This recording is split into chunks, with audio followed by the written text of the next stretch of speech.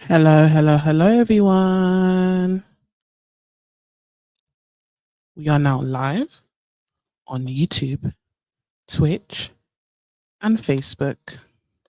Yes, yes, yes. Right. Let's get my things together. How is everyone doing? We are back with another episode of In Her Opinion, where we talk about everything politics, just a bit of everything, I think, personally. um, this week we are talking about Congo. Congo and all its wars, its genocides, its history, its everything. That's what we're talking about today. Give me a second. Yeah, we're talking about Congo and its forgotten genocides today. We're talking about pre-colonial Congo. We're talking about King Leopold. We are talking about Patrice Lumumba. We are also talking about what's his name, Matumbu, and we are talking about Sultani Makenga, and just the current affairs of Congo and our opinions about the political position in Congo is and hopefully have a discussion about what Congo can do to save itself, why is the world is what it is, what we can do as people to try and help countries like Congo um overtake their oppressors. So let's see what we can discuss about today. I'm pretty excited about today. I did a lot of preparation for today. So we're gonna allow everyone to come and join the chat. Give me a second.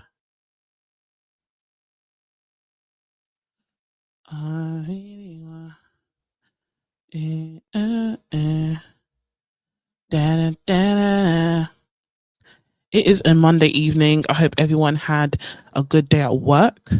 I hope you've had dinner or about to eat dinner whilst just in with me. We're gonna have a great time, babe. I'm letting you know right now. We're gonna have a fantastic time tonight. If you're joining the chat, welcome, welcome. We are talking everything Congo and its genocide. Just trying to make people aware of just things, just history. I think history like this is not covered in especially British curriculum. I don't think in most African curriculum as well. We need to know more about the Cold War. We need to know more about Congo and just how it's still ongoing. This is not history. This is still currently happening, guys. Um, so yeah, that's the discussion for today. Welcome, welcome to the live. If you are joining the live, we are live on YouTube, Twitch, and Facebook. Yes, yes, yes, yes. Let's do it. Let's do it. Let's do it. All right. Let's just get the conversation going. Maybe I don't know what I don't know if I should play music because I don't want to be copyrighted after this at all.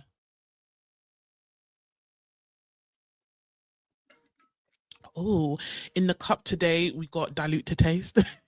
We got some black currant from Robinson's in the cup today, and it's ice cold water, so it's very refreshing.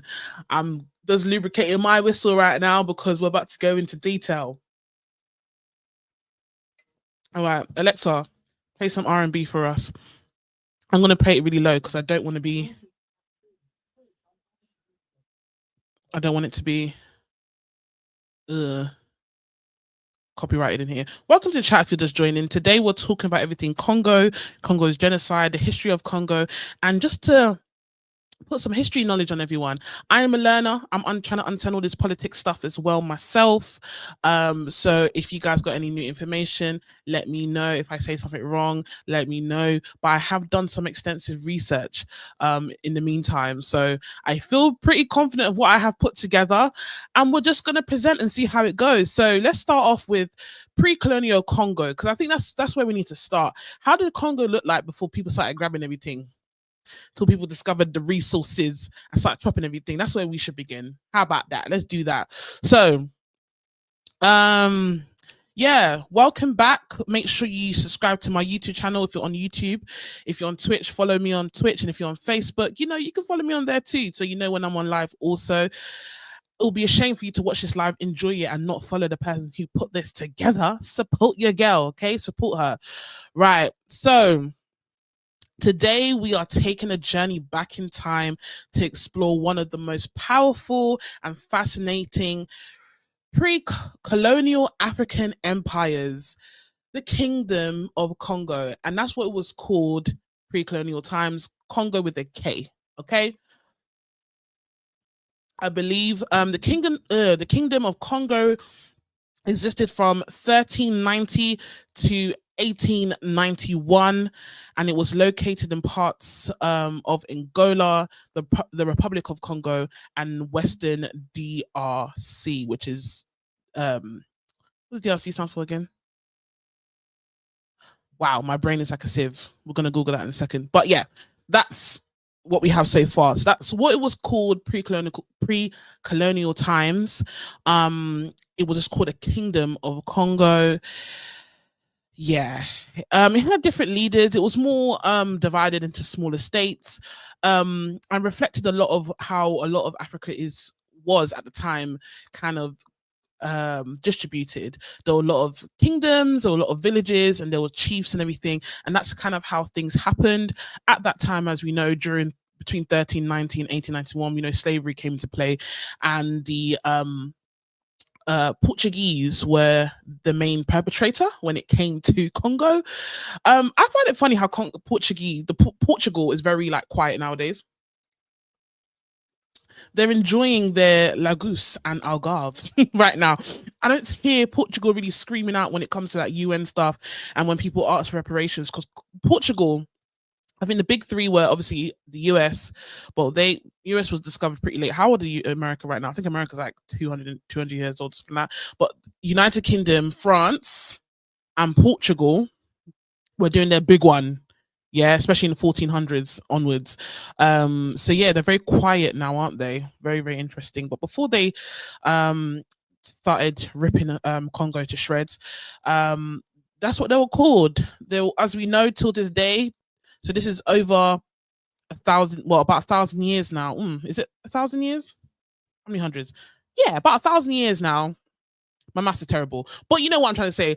Over hundreds of years, Congo is still rich in their minerals: cobalt, ivory, copper, just a bunch of minerals that the world needs. It is the diamond in the rough. It is the epicenter of all resources. Congo is a beautiful land that human beings don't want to allow to flourish, shall I say.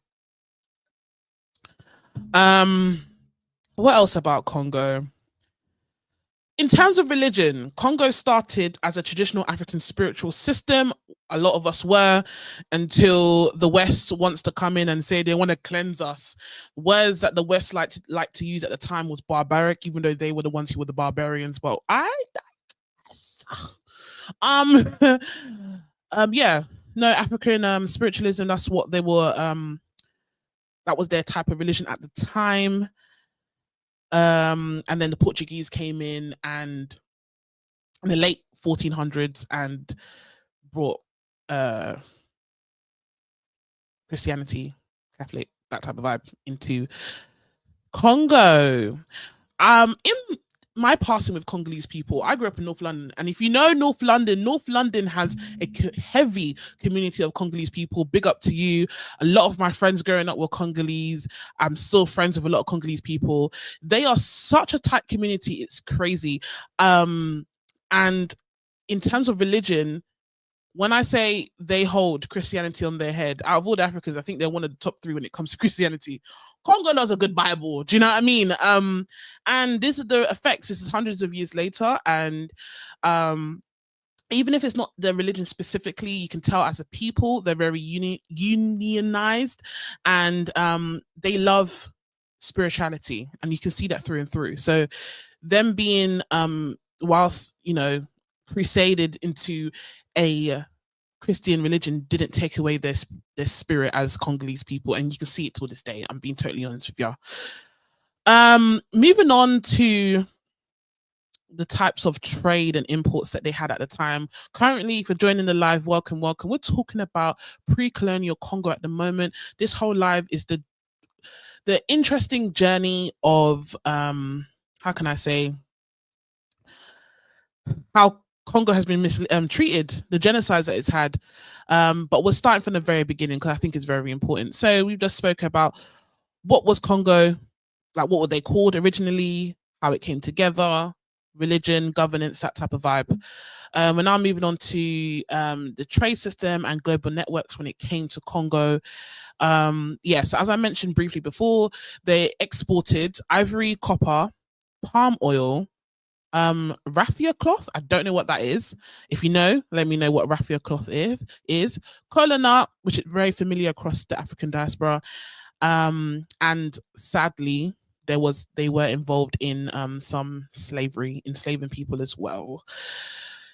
Of the time is expected. I'm not shocked at this information, but it is what it is. They often traffic through Portuguese and Arab networks. So yeah, a part of the slave trade. So yeah. What did Congo import at the time? So bringing things into their country, pre-colonial Congo, they imported things like salt, metal, tools, beads, textiles, and firearms.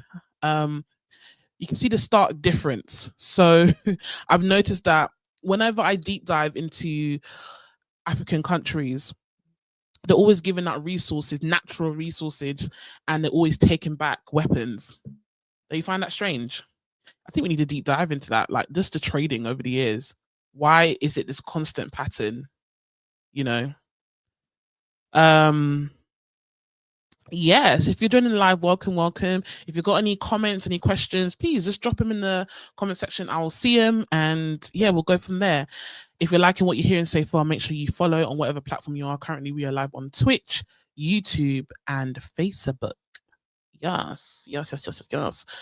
Right, so if you're joining the live, we're talking about pre-colonial Congo at the moment. That's where we are in this storyline. We have spoken about its origins, what it imports and exports, and that is just a basic overview, a very brief overview about pre-colonial Congo. Its leaders was kind of just scattered across the gaff when it came to chiefs. Each like village, each state kind of had their own jurisdiction, and it was working. You know, at that time, I think the only I won't say, I don't think it was on a genocidal scale. The only alarming thing at the time was obviously slavery. And that was transatlantic. It was everywhere. So I'm not really shocked that they were living through that as well. But yeah, what's your thoughts on pre-colonial Congo at the time? From what you've heard, from here, from what you've heard maybe on your own research, what do you think about pre-colonial Congo? If Congo was just left alone doing what they were doing, what do you think? How do you think Congo was or could be? That's a good way to put it. But let's get into the stuff that you guys are here for. Congo's forgotten genocides. The most popular one, knowledgeable one, is King Leopold II. The second is very important because it's not the first, it's the second. We are talking about him. Let's bring him up to the stage, shall we?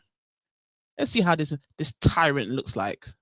Yuck. I don't know why I've even given him a stage, but you know, just for educational purposes, this is King Leopold II right here. He was the king of Belgium, I believe. Just trying to get some more information up because I did my research, guys. We're gonna give facts here. We're not gonna just talk for the sake of talking. We're here for educational purpose for myself and you guys, and just to get the message out there because it's fun. It's fun. It's funny because I've messaged all my people that I'm on live. So why is everyone and their mama trying to message me right now? Huh? Anyway, can you hear me? I don't know what happened to my mic right there, but we're back. We're back. We're back. We're back. We're back. Guess who's back? Back. Back. All right, so I'm not going to give King Leopold too much of an introduction because I don't feel like he needs one. He is King Leopold. He's the king of Belgium at the time, and I just want to go straight into what this madman was doing in Congo. So, right, I got some notes. I'm just trying to find it and bring it up. Okay, cool. So he was Belgium orchestrated, one of the most brutal colonial regimes in history, as you may know.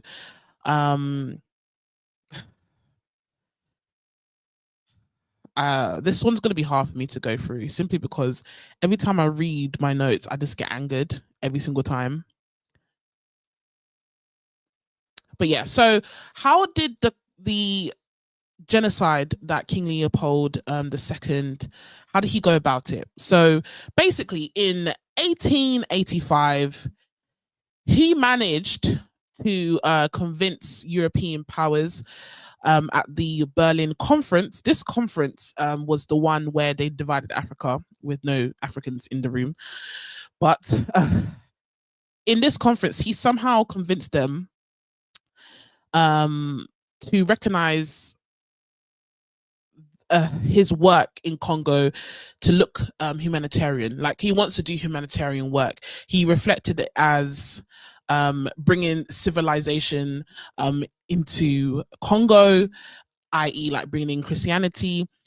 He called our religious beliefs barbaric, even though, as I mentioned at the beginning, there he is the one who's barbaric, but this is history. We don't like this terminology, but this is how they viewed us at the time. So even in a room full of officials, presumably educated professionals in their field, it's okay to call a group of people, their religion, barbaric, or them as people barbaric. You know nothing about them, but cool. He also put the proposal of ending the Arab slave trade in Central Africa. So, and then he also said he wanted to open the region to free trade and scientific exploration. So these are the three things that he put in place when he was trying to convince the panel at the Berlin conference to allow him to have access to Congo, and this is what he wants to do. And they granted it, as we know through history. So yeah, in the late 1870s, King Leopold established the International African Association, the IAA, to promote this stuff. So he put this organization together just as a cover-up for his Soviet proposals of ending slave trade and bringing civilization to Congo, which is pretty crazy. So yeah, that was his cover up to the I guess European powers that he got approval from. But after creating the IAA, he created the International Association of Congo, the IAC, which was a separate legal entity. The organization had no official ties to Belgium. So this was the organization that he created that had no ties to Belgium, meaning that it was his. And he acted upon the IAC in terms of all the atrocities he did afterwards. So this is what he used to do his dirty work, basically. Okay. So yeah, the ICA acted like an international humanitarian body, but was really under Leopold's sole control. Are we following? Do we have any questions? Because I think people know that he did all of this stuff, but people don't. I want people to know how he did all this stuff. Because when I was doing my research, I was thinking, wait, okay, cool. How did he do this? What was the actual steps that he took to get to this journey? And I didn't know this, so this is all new information to me too. So if you got anything new, let me know. Let me know, child. Right. I'm just trying to get some stuff together. So I believe under the IAA, he was granted about 2.3 million. What is the measurement? Was it acres of land within Congo?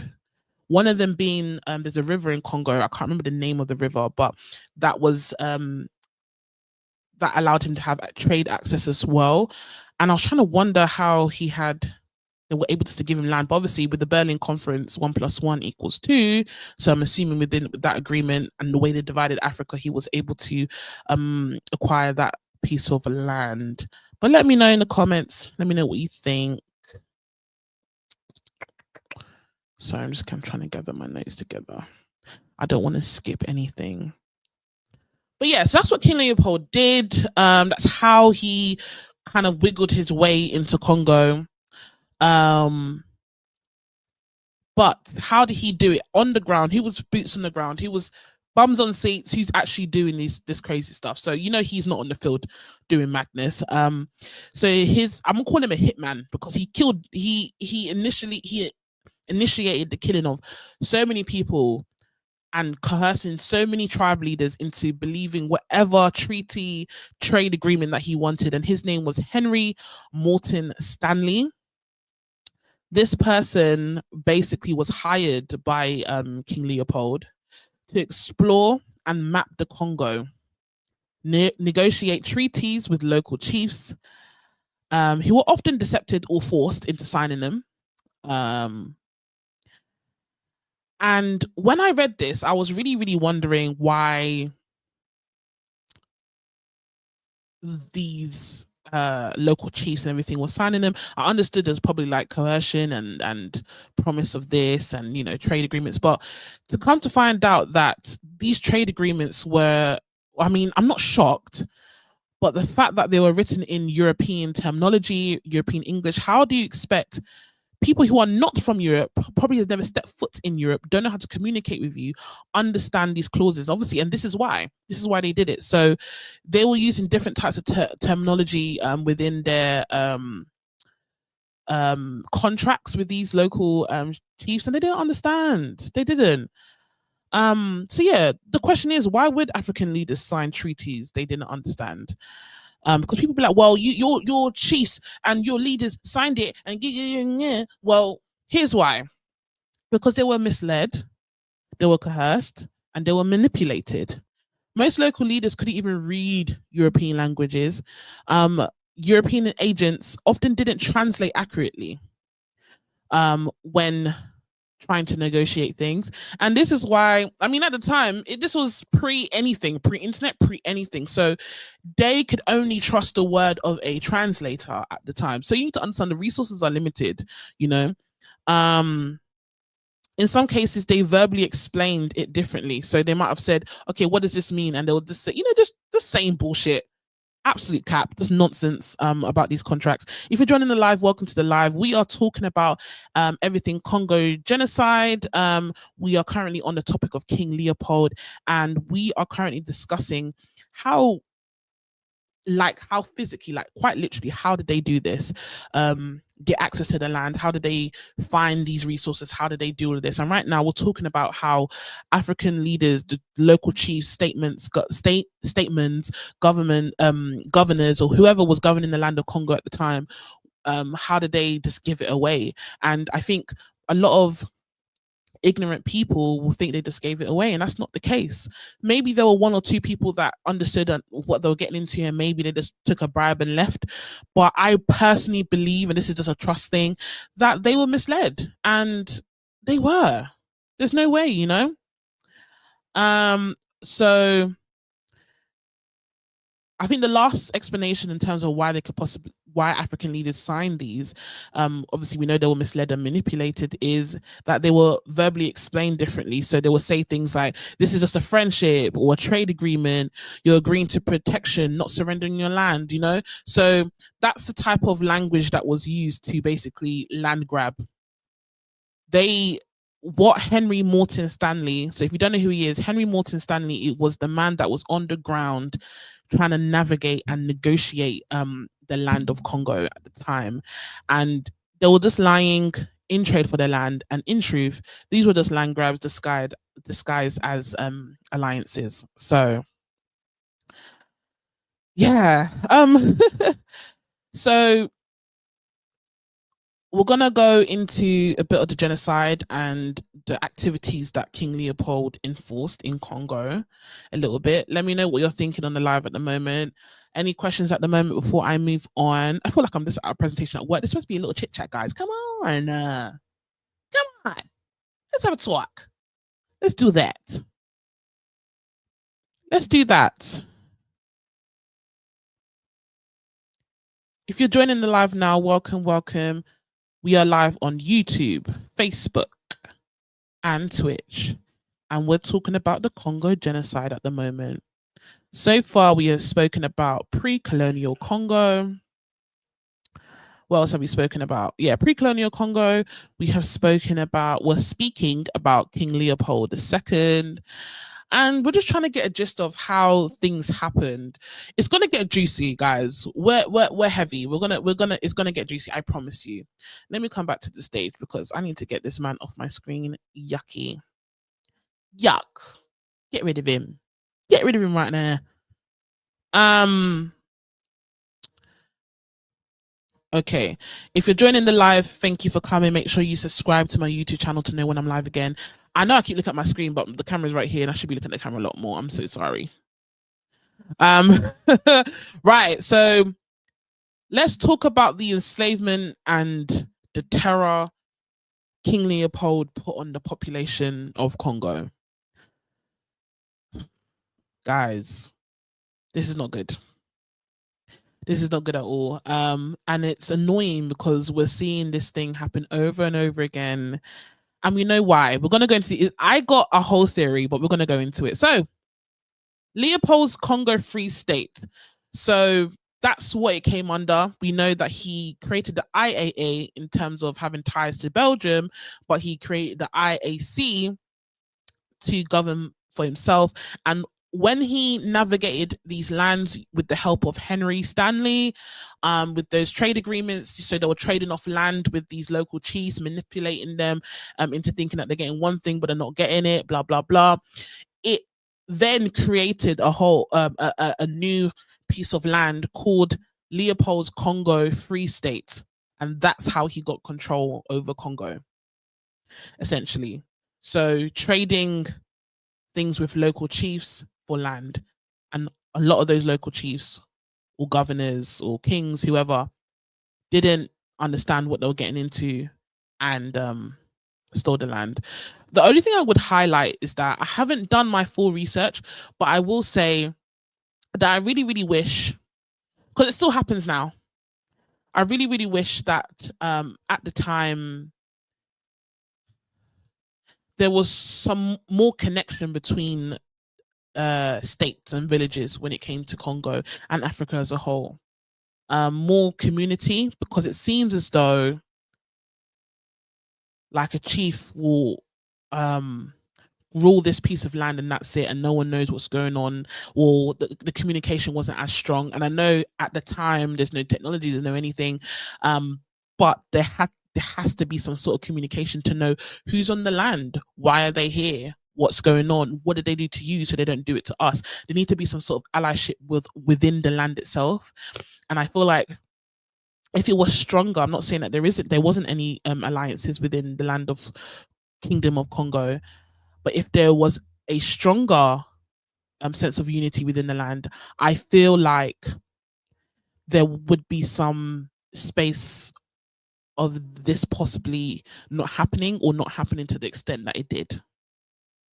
That's my opinion. And that's why it's called In Her Opinion Live. That's my opinion. Okay. Right. So, yeah, that's how Leopold's Congo Free State was created. And once that was created to the capacity that he needed, he went off. King Leopold went off. It operated like a slave labor camp. His regime used systematic violence to extract resources like rubber, which had become global value due to the rise of bicycles, cars, all of that type of stuff. So, yeah.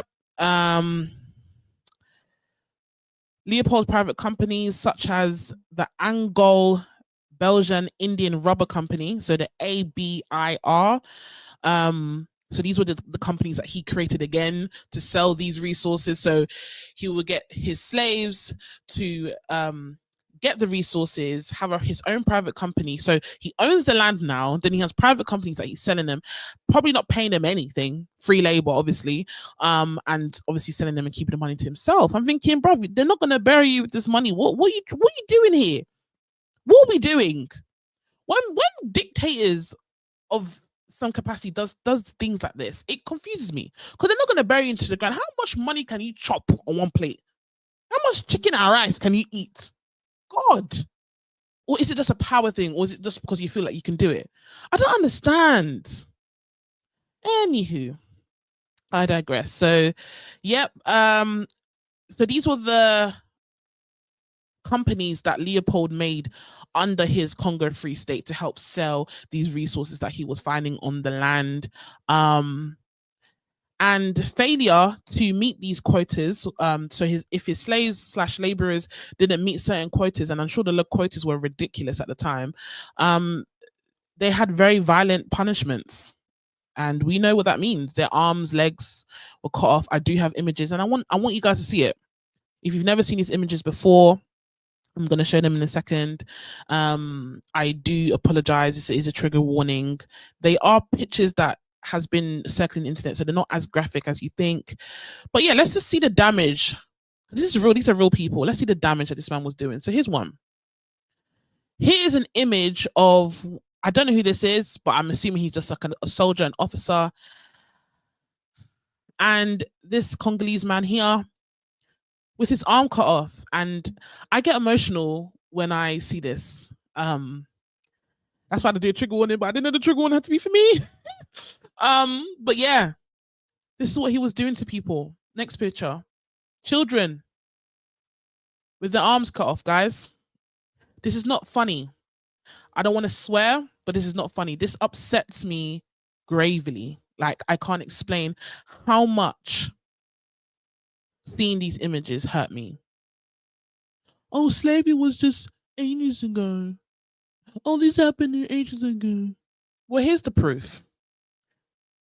Look what he did. Look what King Leopold did and his regime. Here's one more. These are children, by the way. These are young people with their arms cut off because they didn't probably pick enough rubber or cobalt or whatever resource he flipping needed at the time. What did this do but give you? Let me not even get into it, because King Leopold. I do have some visuals. I do have some videos and stuff I want to share, but we're gonna get through this and then we're gonna watch the videos and go over them. But yeah, what are your thoughts so far of this Congolese episode? I'm really enjoying it. I did a lot of research, as you can tell, and I think for me it's just that I know that there's a gap in the education system in terms of certain history, because they don't want to show it. They don't want to show how bad they are. You know, the UK and the Portuguese and the French all want to seem more liberal now. No, they were barbaric. They were heinous. They were crazy. They kept calling us the barbarians. They were the barbarians. Look, just watch one more time. Look what they're doing to children. Huh. Right. So yeah, failure to meet quota on your daily whatever, picking rubber,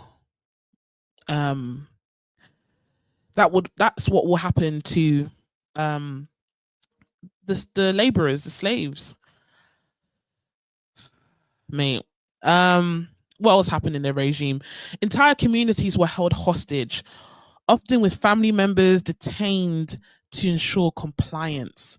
So when people were being defiant, crazy word, when they didn't want to do what King Leopold trying to tell them to do, trying to fight for their rights, they will hold families, villages, whole communities hostage as leverage for them to do their work. Of course, you can't just make people do stuff. You need to make them scared, fearful, take their loved ones, do something to their loved ones. And that's the extent that they will do. Yeah, of course, there was no pay. They didn't pay them for nothing. So free labor, go and get the rubber, let me sell it under my private company and keep all the money to myself.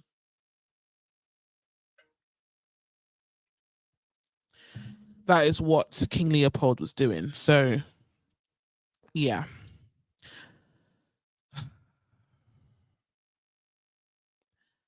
Yeah, mutilation. It was scary.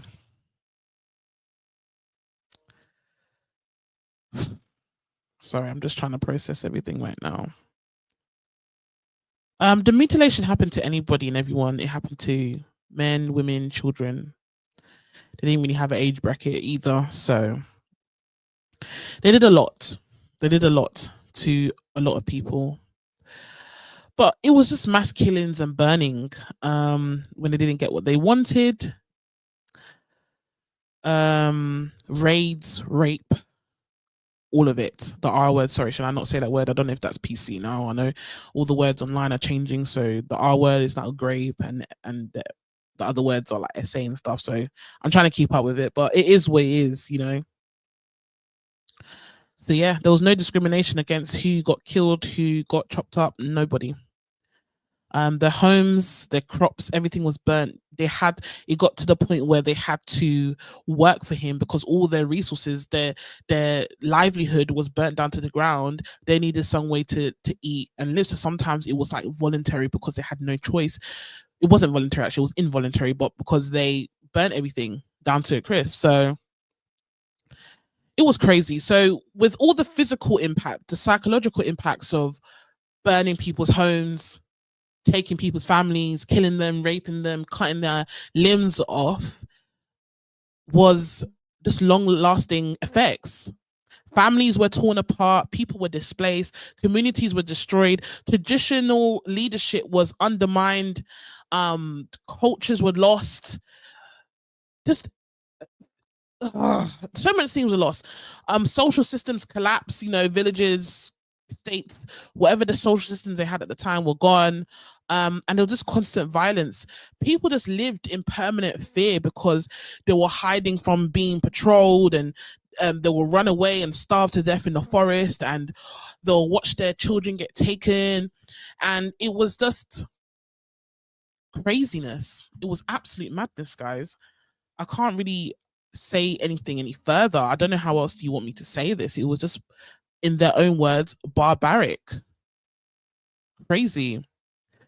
Um, this was definitely a genocide because this man killed half of the population at the time. One man and his crazy regime from Europe, as always, because it is as always, guys. It is as always. Throughout history, killed half of a population, 10 million people to be exact.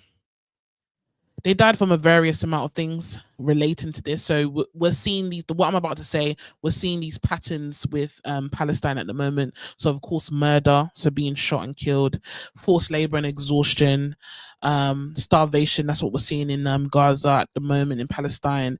Disease, we're seeing that as well. So these are the elements of genocide that amounts to where it is today. This is what happened to Congo. 10 million lives were lost. That was half of the population at the time of Congo. Can you imagine? For rubber. Okay, then. We're going to get heated tonight.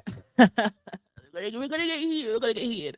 If you're joining the live, welcome, welcome. Today we are talking about everything Congo's history, genocide, everything. We have finished the segment of pre-colonial Congo and what it was all about at the time, and we are now on King Leopold II, and we discussed how he was able to acquire Congo, who his little minions were that helped deceive Congolese leaders into giving land, and what they did, and how they did it, what they took from the land and how they benefited from what they stole, how they treated people. And we show some images of the Congolese people and what they did. They mutilated them. And we're now on stats.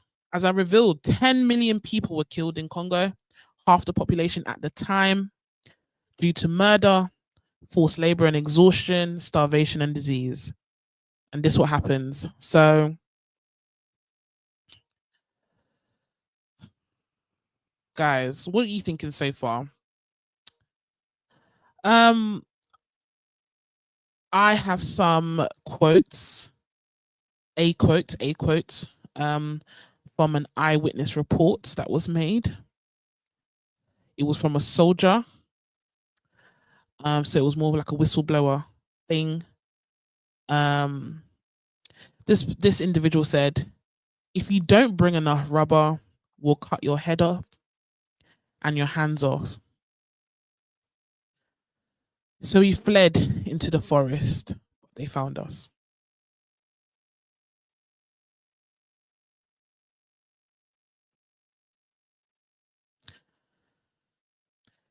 So my question is, King Leopold was able to convince the Belgian or European government within the Berlin Conference, to give him access to Congo and disguise it as humanitarian causes and blah blah blah. Did anyone go and check? Did they audit anything?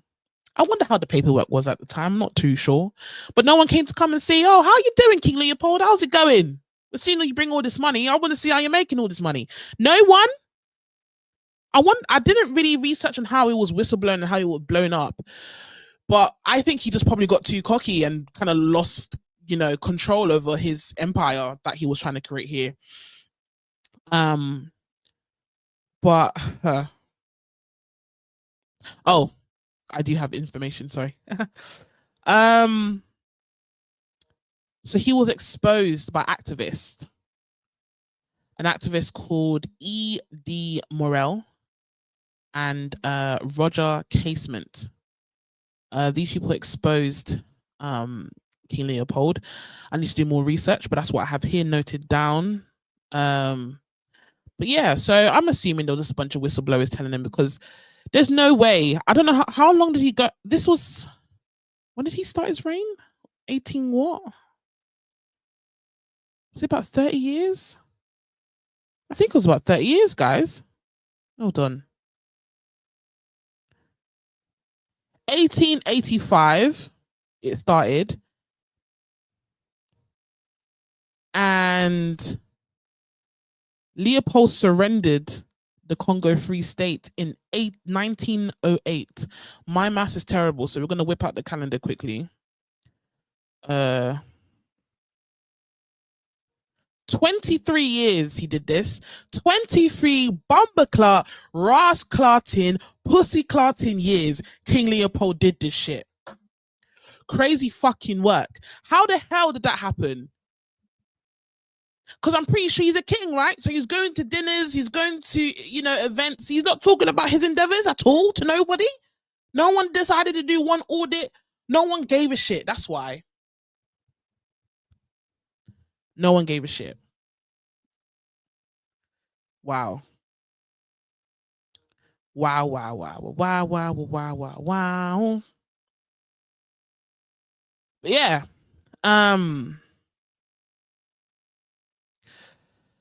King Leopold, what a scumbag. I hope he's burning wherever he is, right next to his best mate, Mr. H. And yeah, into oblivion he goes. Because this is for 10 million lives. 10 million. 10 million. Right.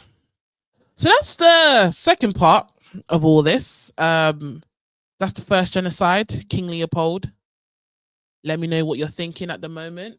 Wow, time is flying. We are 44 minutes in already. I thought this would be, I will be a lot quicker than that. Wow, I'm a yapper, aren't I? Just like yap.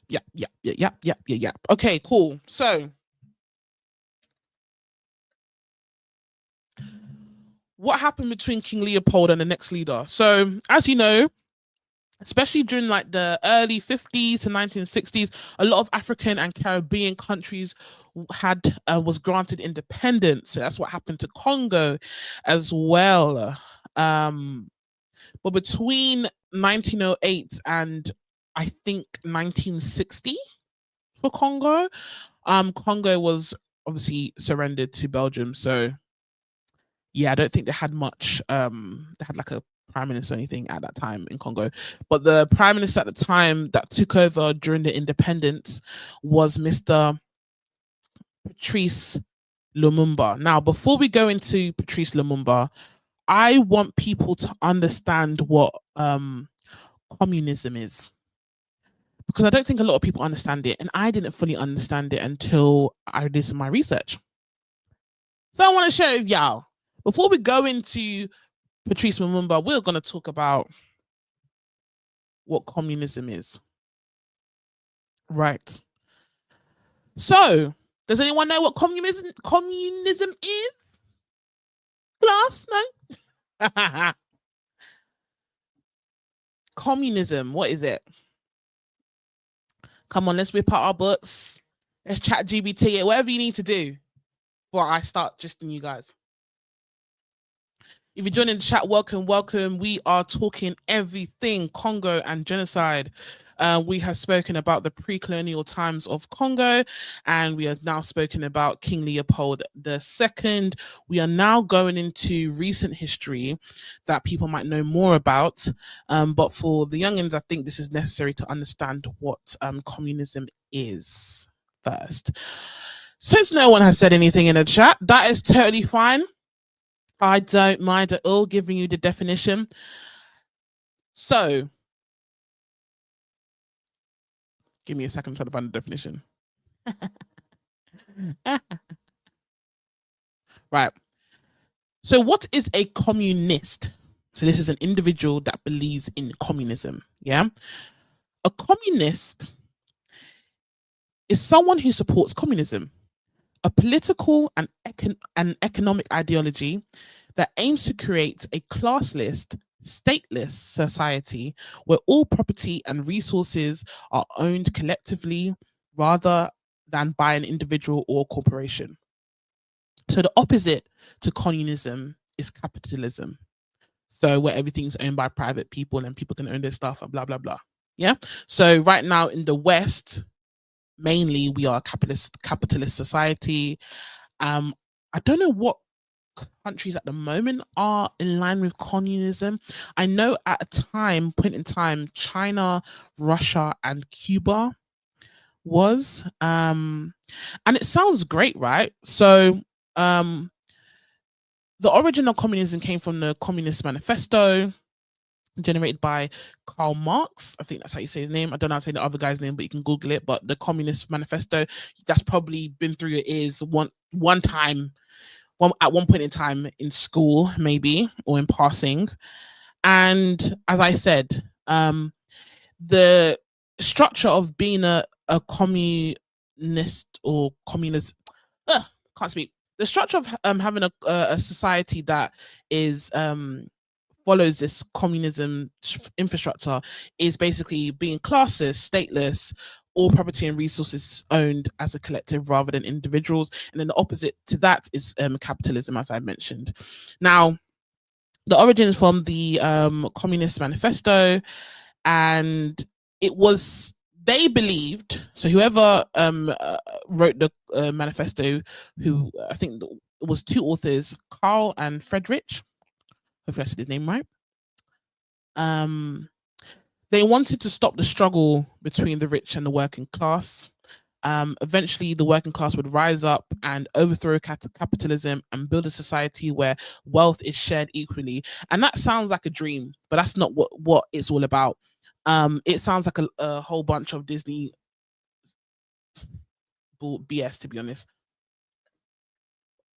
But people wanted this, people believed this, but the way human beings work, anything to do with power, they're not going to let you have it. What do you mean everything's equal? There might be a group of human beings that believe that, but trust me, there's always someone that's going to come up and be like, no. So, with communism, the reason why I need us to understand what it is because this affected Mr. Patrice Lumumba gravely. Right. So with the belief, of communism. Why was communism a big deal in Congo? Actually, no. Before we get there, we're going to talk about what is the disadvantage of communism. This word is really effing me up. You can see I'm struggling with it, but it's whatever. So yeah, while communism aims to um while it aims to focus on classless society and a stateless society, um there were leaders like um Sultan, what's his name again? Sultan, I remember his first name, his whole name, but basically him. So the Soviet Union, China, North Korea. Oh yes, North Korea is a communist society. I think, guys, my history is terrible. This is why we're learning. This is why we're learning. But anyway, so yeah, people had no vote basically on what different leaders they wanted, what type of society they wanted. There was no such thing as a union, no independence. It was just abuse. It was an abuse to human rights, and it encouraged mass surveillance and just a purge on people's independency in their political thinking. It just took all sense of individual being an individual away. Just took it all away, which is scary. Imagine being in a society where you have no say over nothing. You know? So yeah, communism is not as great as people want it to sound. And this essentially started the Cold War, especially between Russia and America. And this is really where we're going to get into detail because they were the master puppeteers when it comes to this. And people like to focus on, oh, but it was the leaders, it was Patrice, it was Matumbo, they were doing this, they were doing that. No, no. Think of the Cold War. Right. So we're gonna go into Patrice what's his name? Patrice Lumumba now. Any questions so far of this live? I'm really enjoying this, but I don't know why my mic keeps clocking off. Can you hear me? Mic, check 1, 2. Yeah. Okay, cool. Am I speaking to the choir? Is everyone present? Gosh. Guys, I really wanted to talk about this. I've said it a few times now, but it's really important for me to, if I'm going to do anything in this life, like stream, make content, I always want it to have a purpose. And of recent, especially with the state of the world at the moment, I've been very, I've made myself self-aware that I am not politically inclined or knowledgeable enough about what has and is going on with this world. And it made me feel a little bit ashamed of myself. I'm not gonna lie. I was just concentrating on myself, just trying to get through life, do what I need to do. And it's not right. And you can tell with the way I speak, I don't have the right language sometimes to really orchestrate how I feel or know about a situation too much. And I hope with this live streaming streak I'm on at the moment, I'm able to be more fluent, be more analytical with situations, and stir some debate a bit. I think we have so far. In the last episode, we spoke about Diane Abbott and Kemi Badenoch, which was a really good back and forth. And this, I think, with the current genocide we have in the world, I want people to know that this has been going on and on and on and on again, and it's the same people, the same countries that are doing the same thing. I want to bring awareness and for people to really understand the machine behind everything and how it works in a very simple way of thinking. So not too much mumbo jumbo, just straight to the point and concise and informative and interesting. So hopefully that's what I'm doing.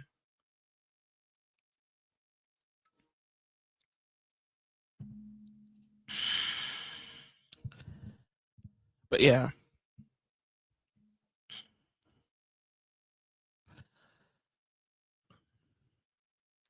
I'm thinking of going live on TikTok, but I'm banned from TikTok until tomorrow, 5 p.m. And I don't know what other TikTok account I can go live on. I might go live on my business page. Why not? Let's do it. So I'm about to go live on my business page on TikTok. So hopefully it'll be, because my TikTok is always interactive. It's always popping over there. Always popping over there.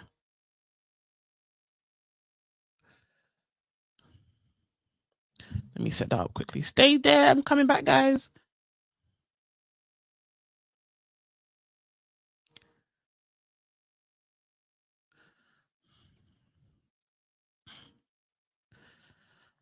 Okay. And we're live on TikTok. Okay. The TikTok I'm live on is actually my business page. If you don't know, I run content studios in London called Haven Talk Studios.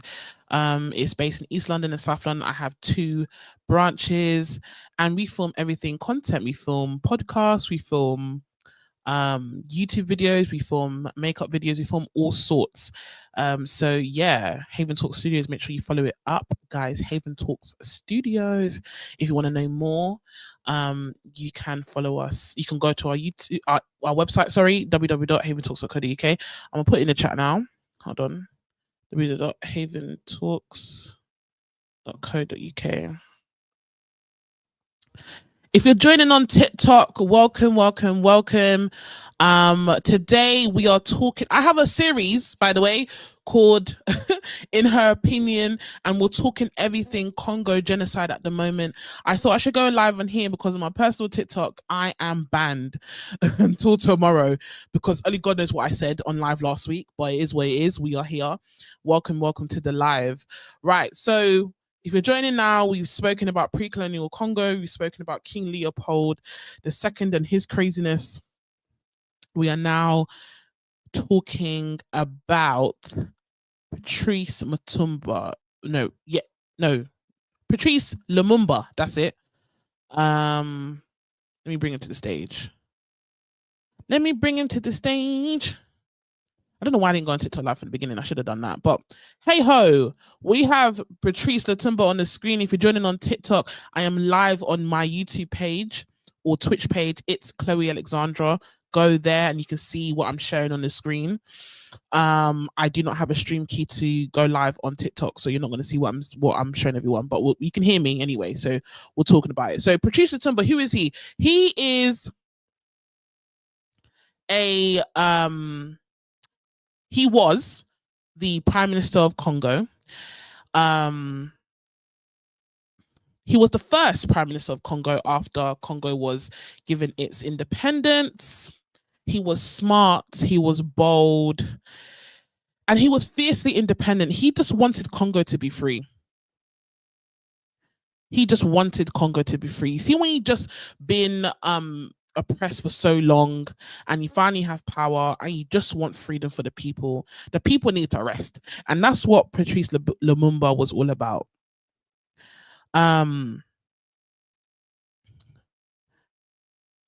So after Congo's independence in June 1960, it got really crazy really fast.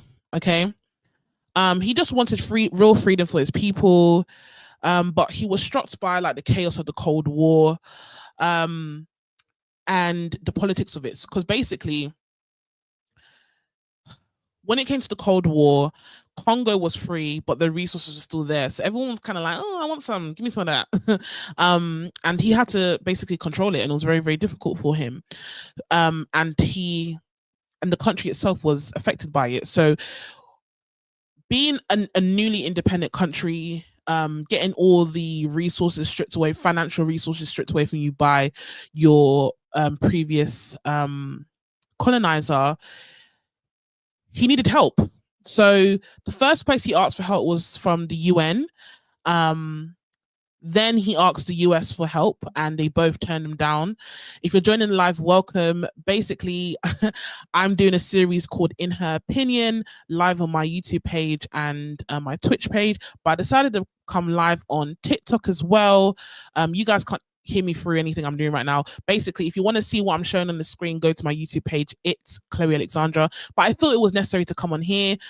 We are talking about Congo's genocides and the history of it. So far, we've spoken about pre-colonial Congo and what it was all about. We've also spoken about King Leopold and his madness. We're now on Patrice Lumumba. So as I was saying, during the Cold War era, Congo was gravely impacted, and he asked the UN and then the US for help to support through this struggle time, but they both turned him down.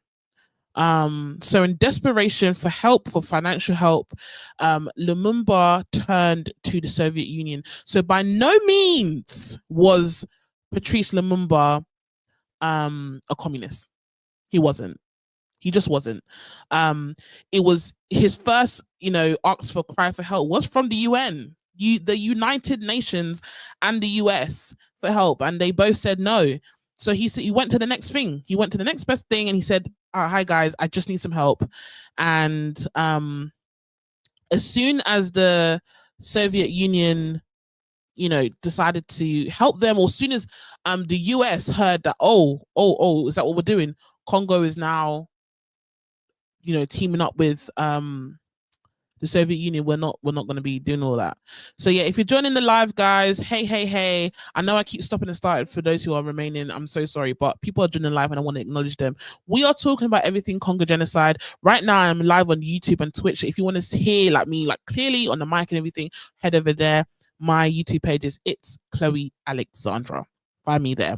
But yeah, so right now we're on the topic of Patrice Lumumba and what he's all about. So look, Patrice Lumumba was the first prime minister of Congo, but when you're given independence, everything is basically you're on your own. And because Congo was in the middle of the Cold War, he needed help. He went to the United Nations for help, and he went to the US for help. They both turned him down. So he said, okay, he turned to the Soviet Union, and they decided to try to start helping him.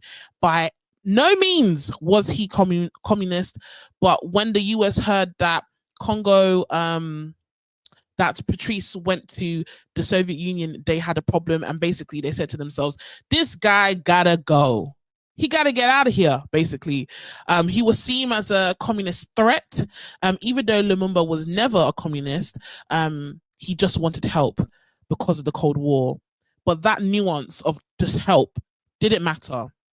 And I think with what he went through next, what we're going to explain, that's why a lot of leaders, there's different nuances as to why certain leaders ignore certain things, but it's fear, because you'll see what the US did next. So mind you, they got the independence in 1960, and within the same year, so they got the independence in June, and in the same year, in September 1960, a military officer, original name is Joseph Mobutu, but he goes by Mobutu Sese Seke or something like that. He was a military officer in what's it called, in the Congo, and he had a lot of allyship and intelligence about America. So America needed a puppet to help get their message across to Patrice. So they helped him create a coup against Patrice Lumumba. So America, the CIA backed, crazy work, guys. Crazy work. The CIA backed Mobutu to stage a coup in place of and placed Lumumba under house arrest. So we're about to get a bit darker now, a bit darker, a bit in the trenches. Okay, if you're joining on TikTok, welcome. We are talking everything genocide about Congo. We already talked about a hell of a lot. I am live on YouTube and Twitch. If you want to hear me on the mic and see what I'm presenting on screen, head over to there. My YouTube page is called It's Chloe Alexandra. This is my business page, by the way, so support it. I run a content studio in London, one in East London, one in South London, called Haven Talk Studios. And I'm just trying to do my best. I'm just a girl, guys. I'm just a girl. So if you got any comments, let me know. If you're joining the live, thank you. And if you can like the live before you leave so we can get more people in the chat, I would really, really appreciate it. So as I said, Lumumba was made prime minister in 1960 when Congo got its independence. It needed help because the country was inflicted by the Cold War. He turned to the UN and he turned to the US. They both said no. He went to the Soviet Union and it was just for help only, not because he's a communist, because he wasn't. And the US wasn't having him, but you turned him away though. The key point is that they turned him away. But okay, they didn't give a heck. They said, no, you have to survive on your own or don't go ask for help from them because they're our enemy. Do you understand? So he kind of got entangled in this Cold War a little bit, which is a bit sad. So yes, the US needed a puppet. They found a military officer within the Congo army called Joseph Mobutu. I believe he goes by Mobutu Seke. Nah, I think that was his like big man title. I don't know. But yeah, he was backed by the CIA. The CIA, he was backed. So yeah, that's America for ya. When he was captured in the coup, well, Lumumba, so they put Lumumba on house arrest. They then Lumumba escaped. And he reached some supporters of, you know, his regime in the east of Congo somewhere. But he was caught again by Mobutu's soldiers and dragged back in chains to wherever they held him captive. Then in January 17th, 1961, he was flown to Katanga. I don't know where Katanga is. I think maybe it's no. Where's Katanga? I think Katanga is still in Congo. So they flew him to Katanga within Congo. Wow. And there were Belgian officers on the plane. So they knew exactly what was going to happen, these Belgian officers. So now we've got America involved and Belgium involved, knowing what's going to happen to Patrice Lumumba. And, you know, wasn't Belgium supposed to leave these people alone? Hey ho. Right. Hi guys, if you're joining live, welcome. Tonight we are talking everything Congo genocide. I'm giving the whole history, the whole timeline. We've already gone through a lot already, so let's catch up. We're on Patrice Lumumba at the moment. So yeah, we're now on his assassination or his execution.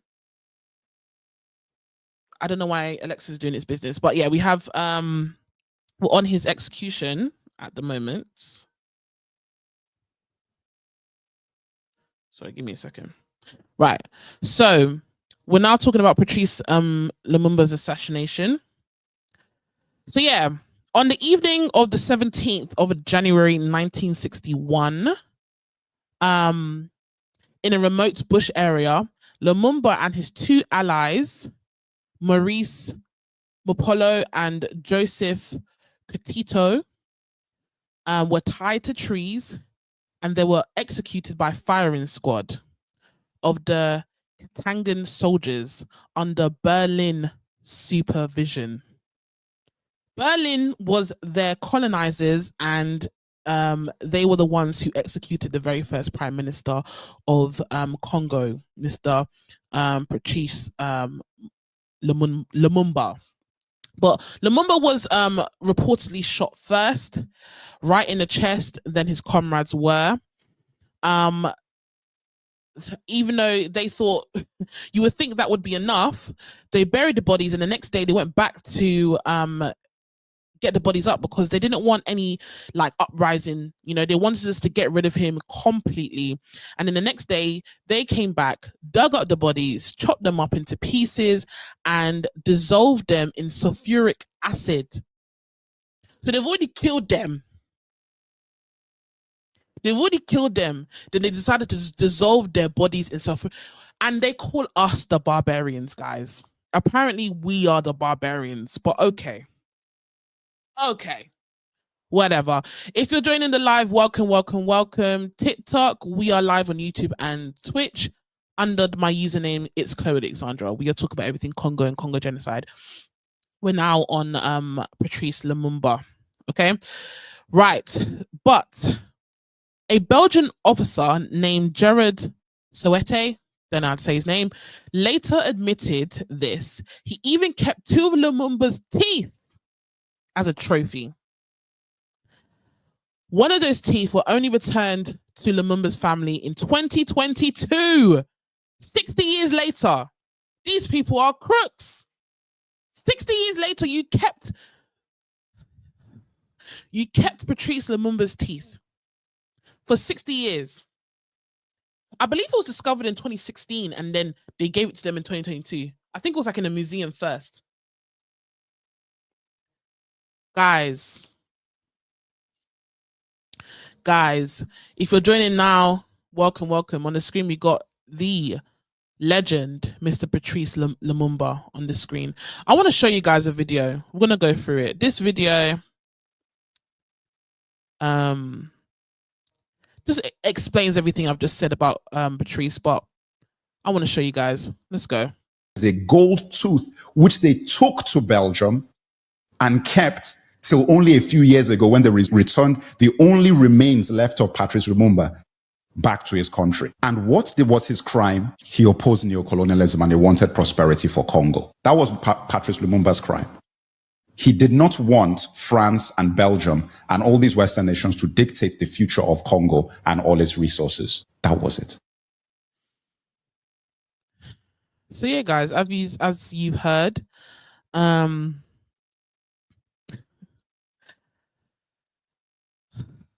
guys, what can I say?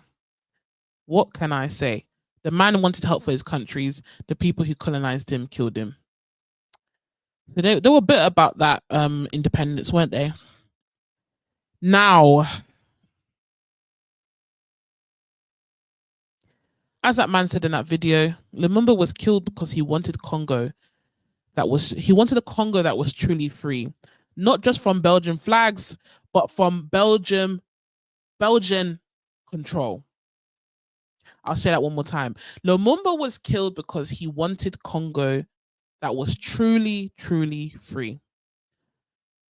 Not just from Belgian flags, but from Belgian control. And that never happened. They killed him.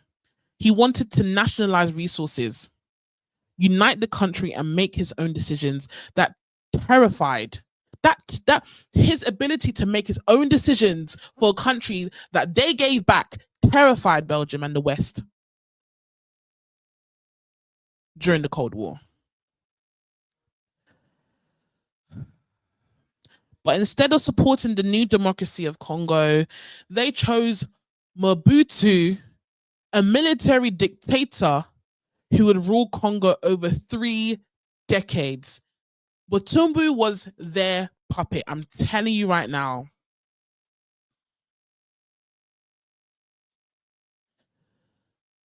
Lumumba's assassination wasn't just a crime, it was a destruction. They took the vision away of what Congo could have been. They took it away.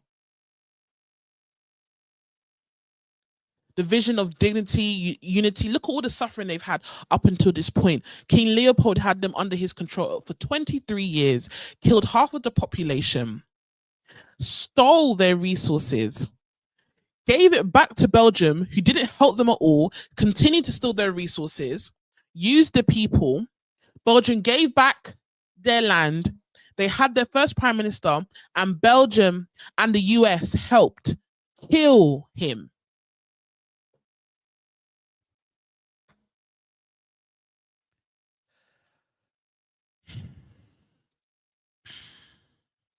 Let's talk about how Congo became a strategic pawn during the Cold War. Let's do that. After gaining independence from Belgium in June 1960, Congo was rich in resources, specifically in uranium and copper and cobalt. Both sides, capitalist and communist sides, which were mainly involved, the US and the USSR, saw all these resources till this day as a valuable prize.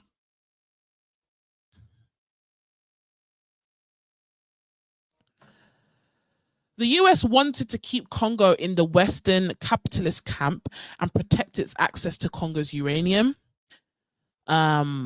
which this uranium actually helped build the Hiroshima bomb. 1 + 1 = 2. Can you see the connection?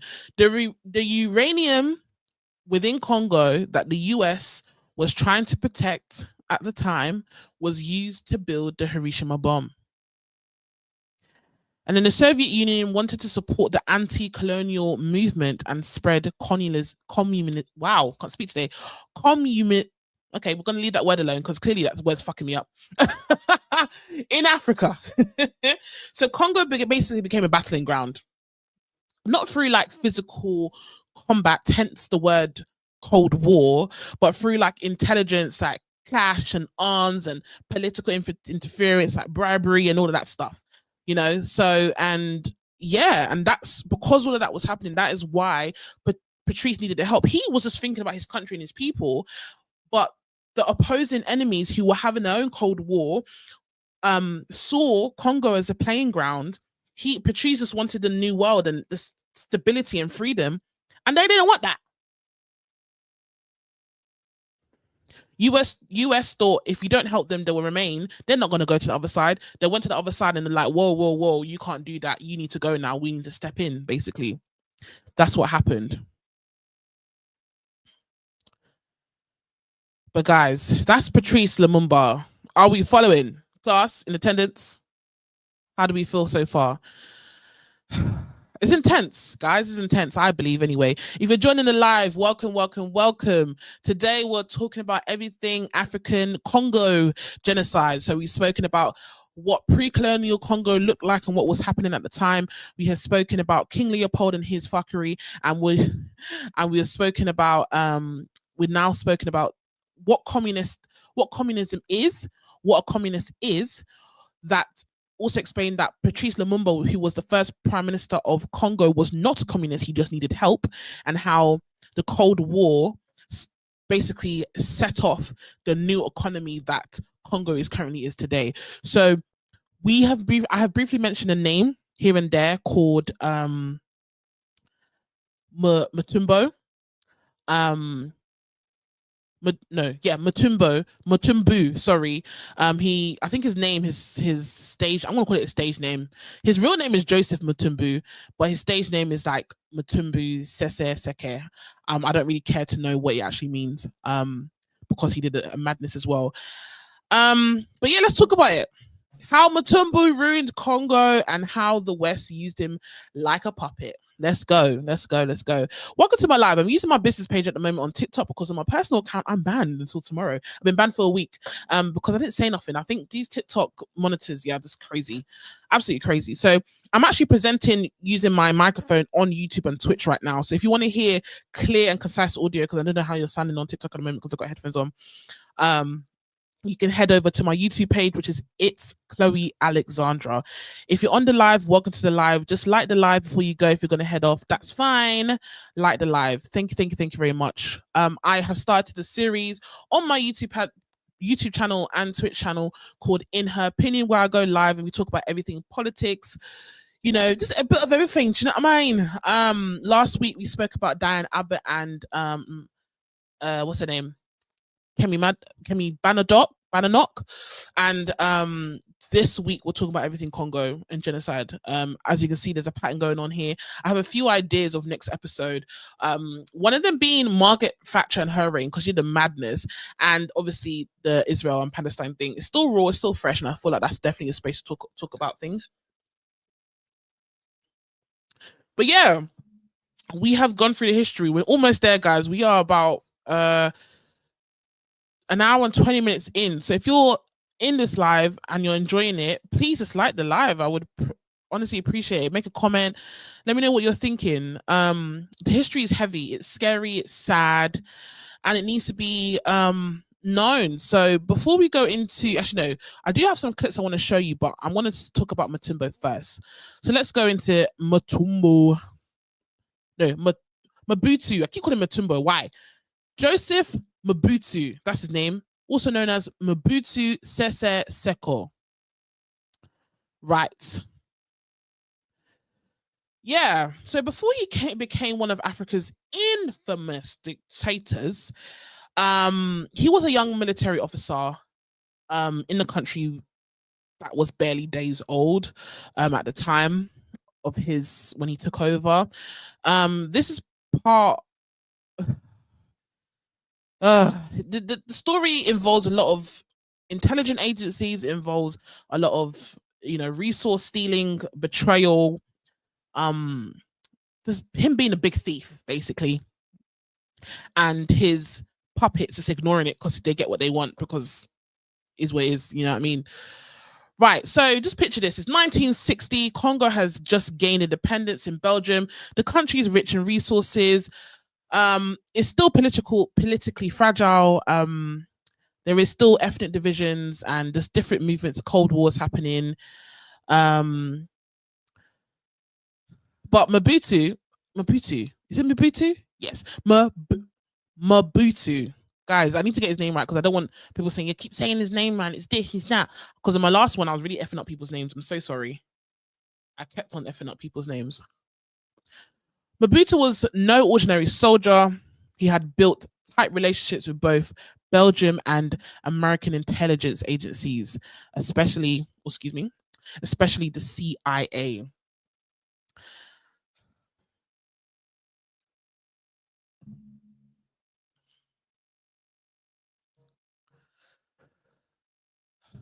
Now, when it came to these intelligence agencies, you would think, why does out of all the agencies, why is the CIA like so interested?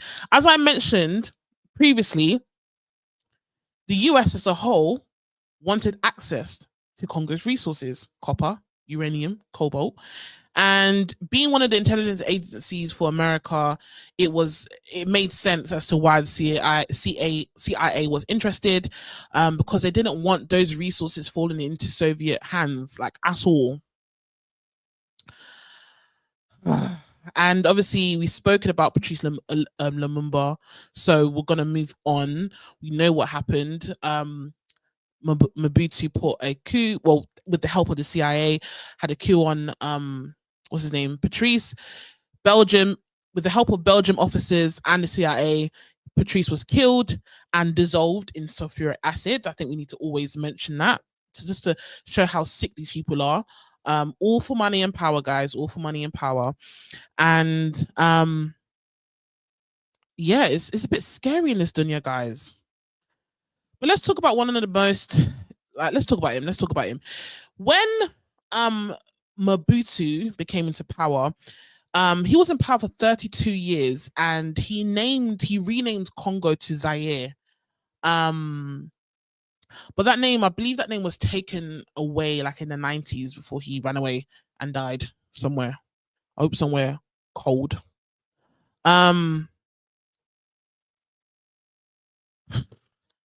But in true Congolese fashion, joking. Yeah, I'm joking. He was very flashy with the way he looked and style. But he was ruthless.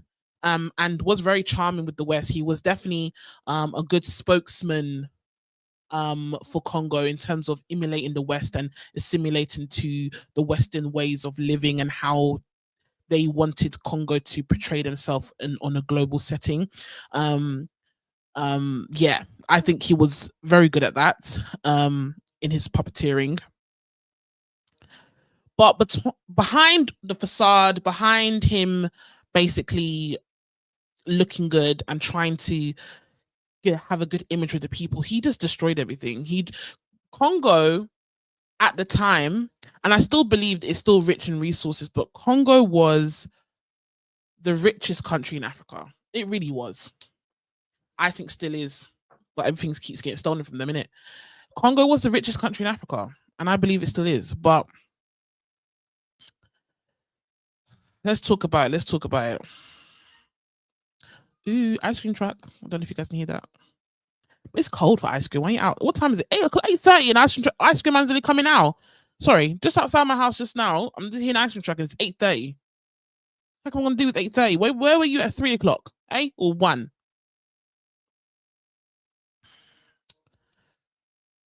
Right. I want to go straight to there's a word I learned today, and it's called, I'm gonna try and say it because I'm not good with words. It's called kleptocracy. Kleptocracy. autocracy. And basically it means the stealing from the system. And that's what Mobutu was. He was a kleptomaniac. He's a thief. He stole billions from the treasury. He flew around in private jets with Congolese citizens when Congolese citizens couldn't afford medicine. This is not new. This still happens to this day. Schools and hospitals fell apart. There was no infrastructure at all, and civil servants weren't paid for months. This guy was just a thief, swiping. This man knew how to steal. Professional.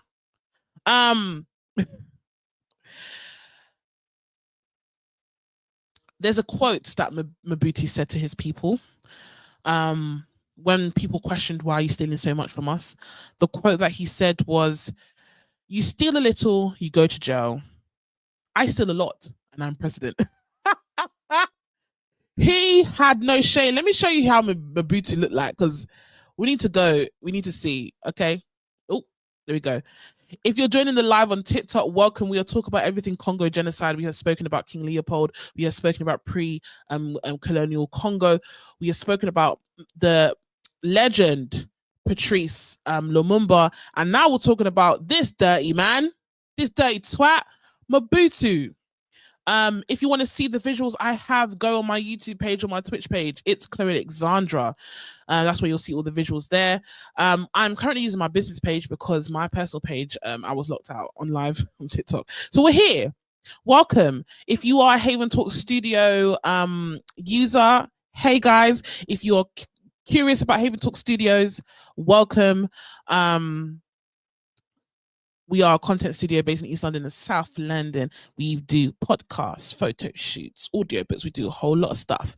We currently have a summer sale going on. You can go and check that out on our website, www.haventalks.co.uk. We have a 30% off everything sale using discount code SUMMER30. So if you're interested in making some content like I am right now, make sure you go and check us out. Now, back to Mobutu. He told his people who questioned him and his thieving, kleptomaniac ways, you steal a little, you go to jail.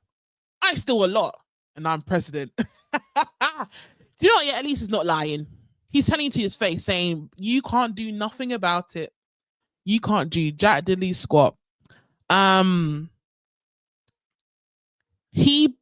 things that he did, he banned political positions, shut down the free press, and ruled through fear and flattery.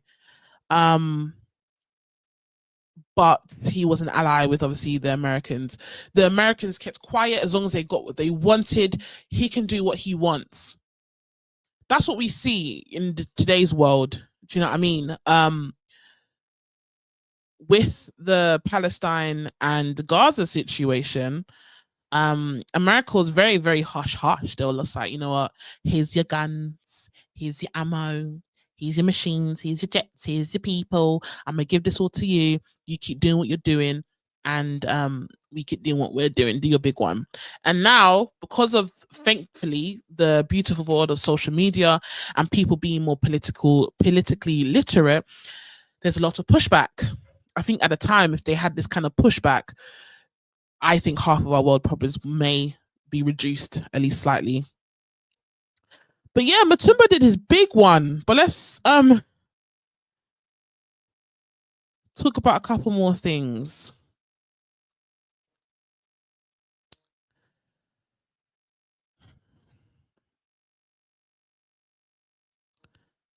Eventually, the US showed their true colors. And the Cold War ended in the 90s, guys. I didn't know that. That's new to me. So there was no more Soviet Union. There was no more communist threat. So the US showed their ass. And because there was no more threat, Mobutu, because there was no threat, Mobutu was not useful to them anymore. So they got rid of him. I believe there was a coup on him as well. I think he ran away, and then no one ever heard of him again. I'm pretty sure he's long gone by now. But yeah, so When Mobutu wasn't useful anymore, they cut the funding, the economy collapsed, and rebellion broke out. So when there was no more Soviet Union, when there was no more Cold War, that threat was no longer there. So the US said, we don't want to be an ally like that to you no more, Mobutu. Those private jets and all that money and all that stuff that you're buying gotta go. We don't care no more. So we're gonna take our money back. We're gonna cut your funding. So you're probably gonna be in like economy right now. We're not gonna be in a private jet. We're not gonna be in first class. We're gonna take the private jet away. We're gonna cut the money. Your economy is gonna collapse. And rebellion broke out. It was free reign. It was pretty much free reign. And it got crazy up in this dunya. So yeah, the person, Mobutu, that was supported for 30 years was overthrown and fled into exile. But when Mobutu left, Congo was left with no functioning government, no strong institutions. It was deeply corrupt.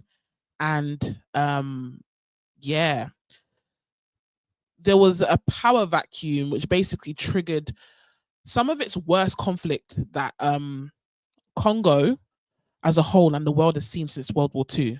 Guys, this was not reported enough, I'm telling you right now. But when Mobutu was exiled, Congo's wars were crazy. Over 5 million people died.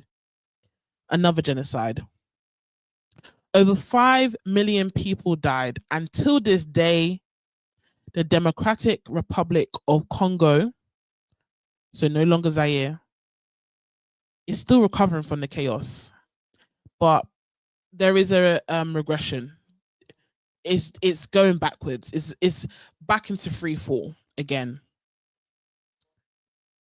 So right now, Western countries, America, Russia, all these countries, France, Belgium, I don't know about Belgium, let me not say Belgium, but the main European Western companies anyway, companies, not countries, companies are back in Congo mining cobalt for electric cars, smartphones, making billions of the same land that Patrice Lumumba tried to protect. We're back to square one.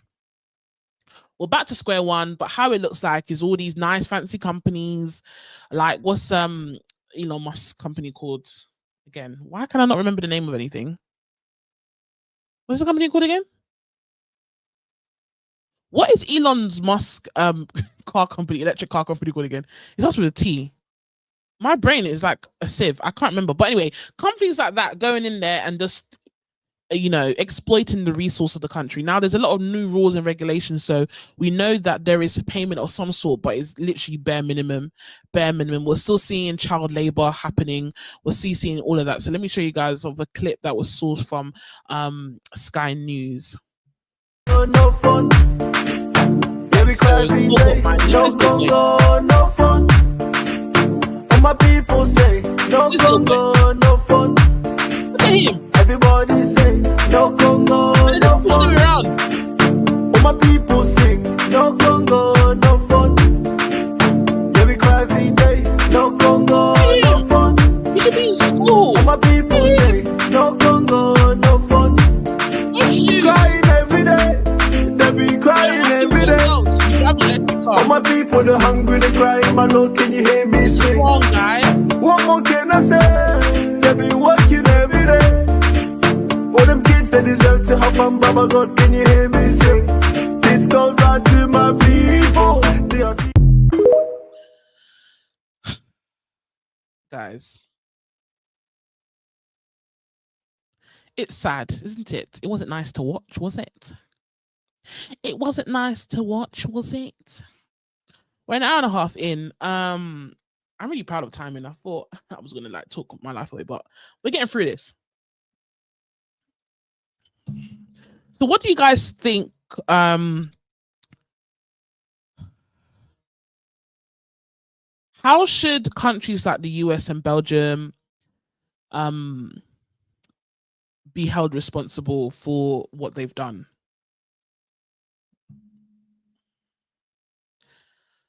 What do you guys think? I'm throwing a question back to you guys.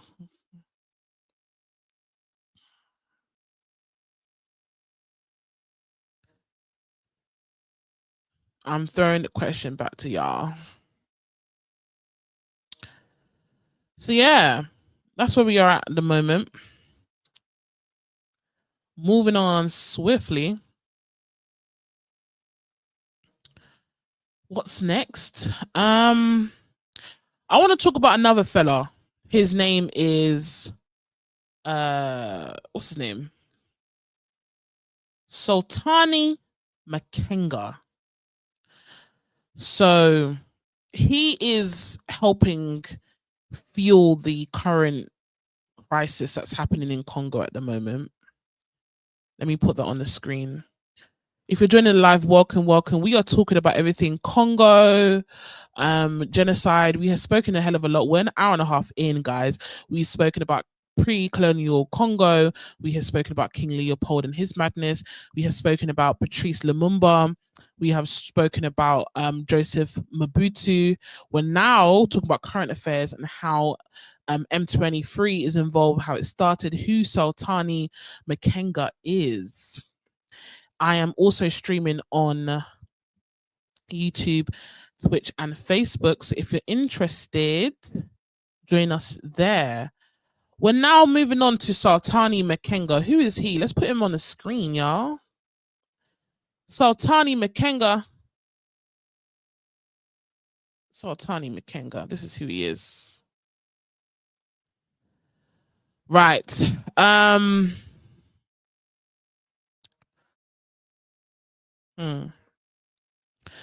So, who is Sultani Makenga? Sultani Makenga is a former military commander from Eastern Congo, a region that's been a hotspot for violence for decades.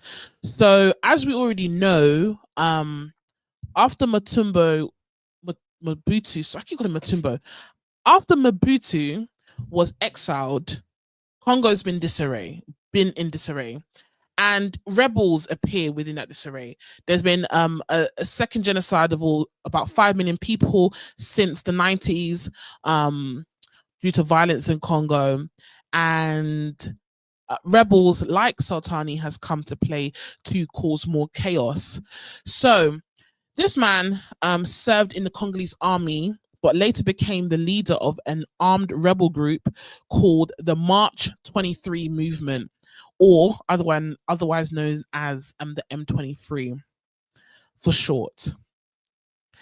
M23 is mostly made up of ethnic Tutsi fighters. I think this is a tribe within Congo. And it emerged around 2012 after accusing the government of breaking peace agreements. I know Congo has a prime minister now. I don't have anything prepared on him, as everything is still ongoing. I kind of just wanted to highlight the main people, the main figureheads who's kind of caused all this ruckus within Congo's history. So rebel groups. Let's talk about M23 and what they want. So the M23 claims to fight for the rights and security of their people in northern Kivu, a province rich in minerals like coltan, gold, and tin. But with their methods is they've been doing a lot. Because they're a rebel group, they are not in line with the book at all. So in trying to get their message across, they've captured cities, forced thousands of civilians to flee their homes, committed horrific human rights abuse, which includes mass killings, sexual violence, recruitment of child soldiers, which is crazy.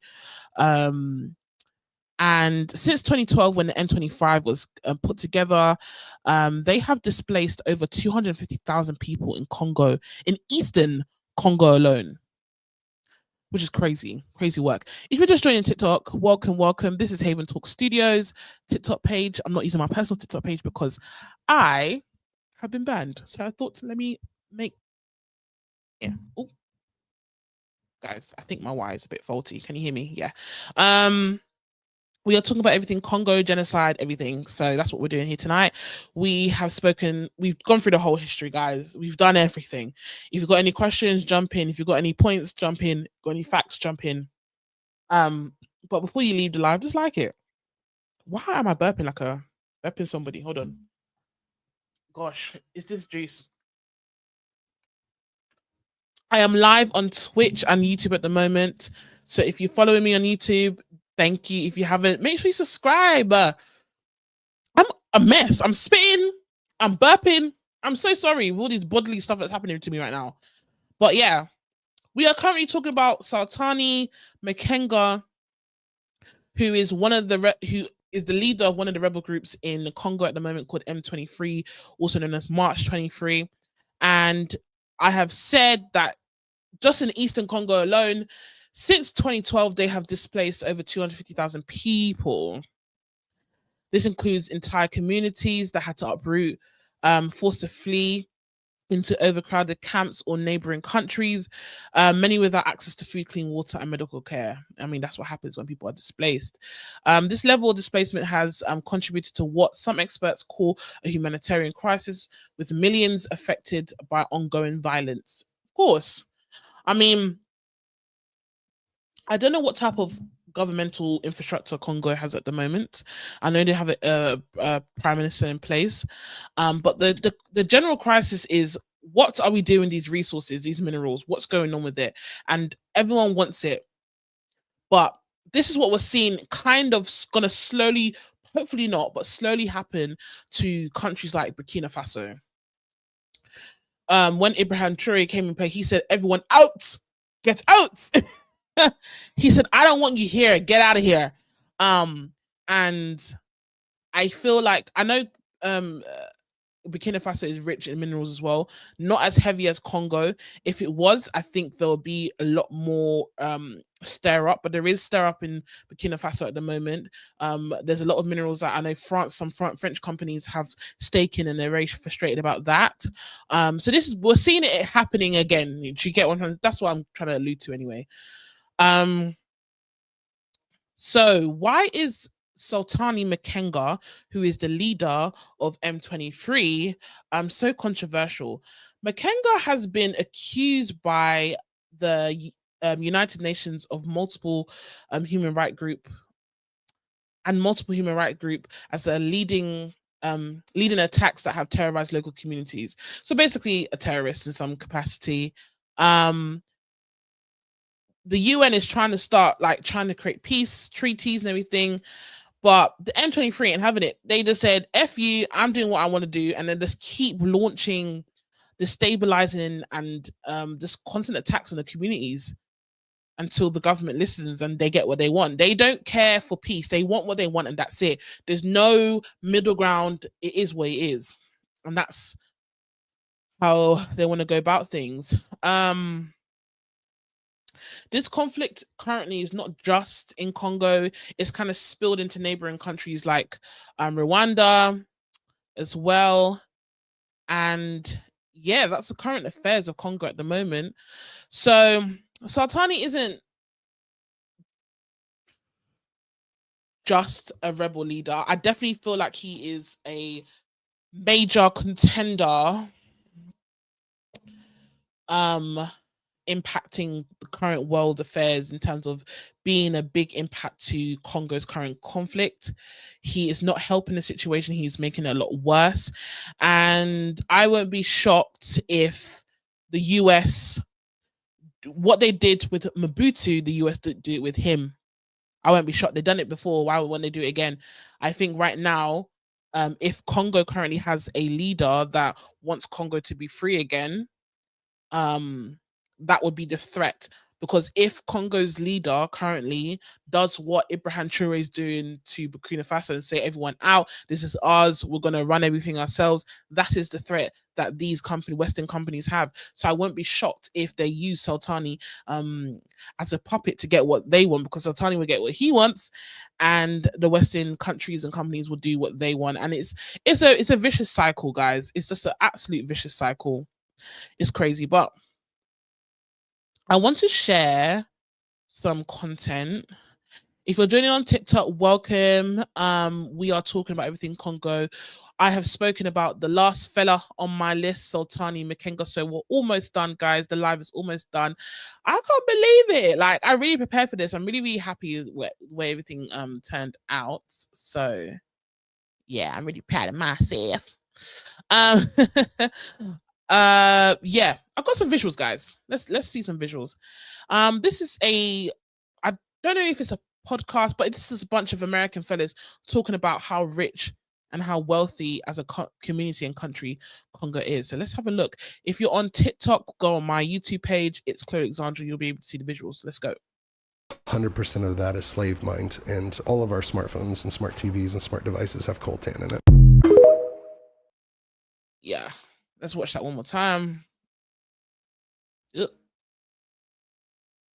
Start again. Hold on. Congo should be the richest country on earth for natural resources. Diamonds, coltan, gold. I think their gold could cancel all of the US debt. Just their gold. Wow. It's like trillions of dollars. And coltan, 85% of it comes from the Congo. 100% of that is slave mined. And all of our smartphones and smart TVs and smart devices have coltan in it. Crazy work, guys. I don't know who these fellas are, but I went to go and look what they said, if it's true, and it's true. It's absolutely true. It is. Scary work. I've got another clip here that I want to show you guys. Let's have a look. The government of Belgium. What's wrong with your country? Well, we don't even start by saying the King of Belgium created a slave colony for 30 years. Yep. The government of Belgium ran the slave colony for another 40 years. Yep. The CIA assassinated your first popular leader, Mr. Lumumba. Yep. And then installed another dictatorship for the next 30 years. Mm-hmm. And then Glencore and others now suck out your cobalt without giving you tax income. Can you imagine? We don't reflect on that. We say, what's wrong with you? Why don't you govern properly?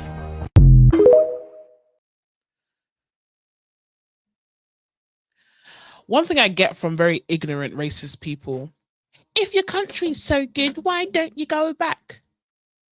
They are literally stealing from us and making the economy unstable, using weak-minded people as puppets to get what they want by funding them and giving everything they need. Those people do not trickle down the funds that they're getting. They steal it. They invest it into whatever they want to invest, but it doesn't come to the people. That is what's happening. People think Europe is any better. The UK is struggling. What's happening to all these African countries is slowly happening to the UK. Slowly. With the NHS that's becoming privatized in many ways. Do you understand? There's no budget to pay these doctors and nurses. My mother is a nurse, and she told me on her last shift, one of the nurses said, one of her fellow colleagues said that they haven't had a doctor on their ward for 3 weeks. There are doctors campaigning for better pay. That we have an abundance of doctors, by the way. For 3 weeks, they didn't have a doctor in their ward. They had like this AI or online doctor system that they were using to sign for like subscriptions and shit. This is a problem. You think this only happens in Africa? It's happening here. Don't be shocked when it starts affecting you. It already has. It already has, I promise you. So don't leave stupid comments under my video saying nonsense like, go back then since it's so great.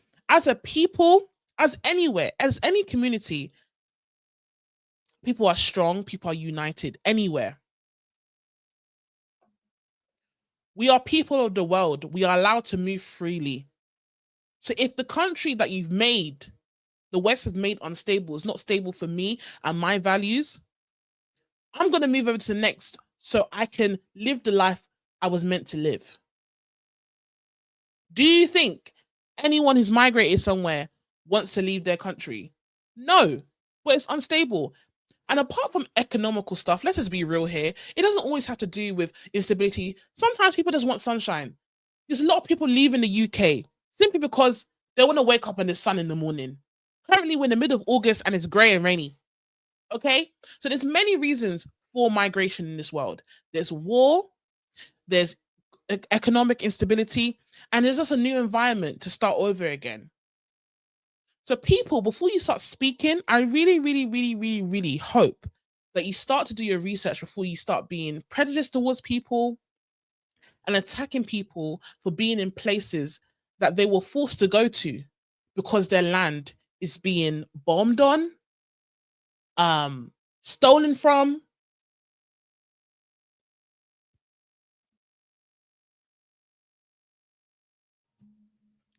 Guys, let me have a sip. So we've spoken for almost two hours. I want to use the last 10 minutes to really go through what's happened here today and why I'm doing what I'm doing. Early in the live, I mentioned why I'm doing what I'm doing.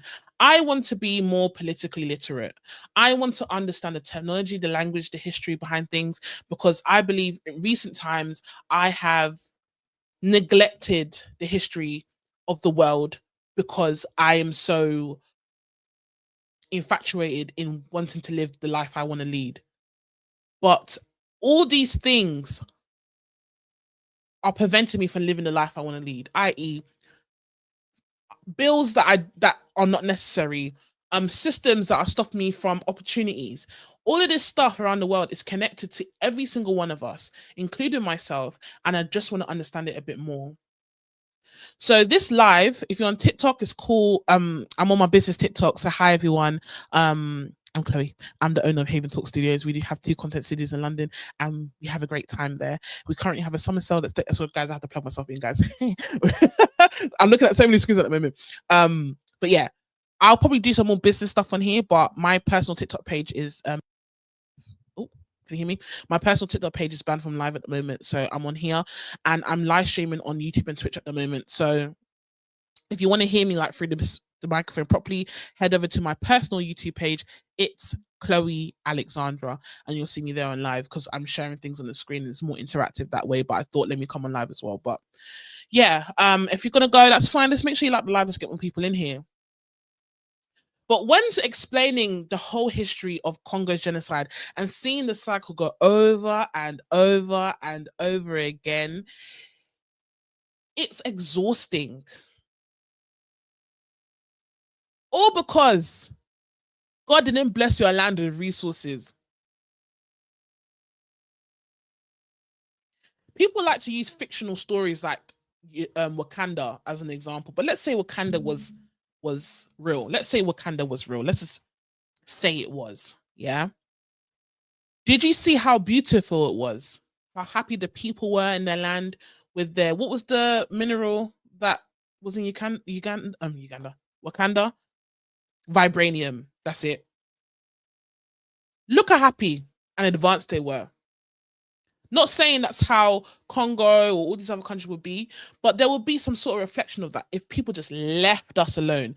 But the plot twist in Black Panther was that the Black Panther itself saw the other world and realized we weren't supporting them and we want to help them. You know, we have to protect our vibranium. Is it vibranium? Yeah, we have to protect our vibranium, but we want to help the world because we can see how it can help the world in different capacities. That's how countries should be networking and communicating and operating with each other. But that's not what's happening. They calm, they take, they steal. And the same thing in Black Panther, they reflected it. They showed it. They kept on coming in, trying to steal it. It is not yours. It does not belong to you. It should be for the world, but it isn't. You guys are the one who, on the Berlin conference, decided to come and map out people's countries because you believe land has ownership. Okay, cool. Let's go by that theory. The minerals aren't yours. Get out.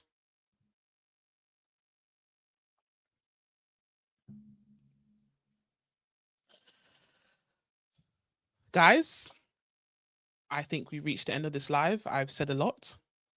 I have said a lot here. I have enjoyed the live. I am hoping that this live catches more traction and it's more interactive eventually. If you are following me, thank you. If not, hey ho. I would like you to though. Leave a comment. Some shorts YouTube reels will be coming soon, so I know we'll be interactive that way. After this live, I will be going on live on Twitch playing some Sims because I need to decompress with all this information. I was really mind blown during the research of this live here. But yeah, guys, this is your opportunity to ask me anything. This is your opportunity to discuss. But yeah, if you're on TikTok, welcome to my TikTok live. I am Chloe Alexandra, owner of Haven Talk Studios. I decided to go live on my business page for the first time, by the way, simply because I felt like what I was talking about today needed to be out there. Yeah. Should I wrap up? Are we done for today? I think so. Well, thank you for joining the live today. I really do appreciate it.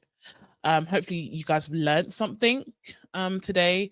To be kind, to be knowledgeable, and to be kind to your neighbor. Next week, I want to I'm talking about next week, not next week. I don't know what my schedule is like. I think it's going to be within this week because I do have some free time. But we'll be discussing everything. Probably, I have two in mind. Margaret Thatcher or what's the other one I had in mind? It was between Margaret Thatcher and something else. I can't remember the other one. But I'm leaning more towards Margaret Thatcher because she did have a madness. I'm not going to lie. We need to talk about that.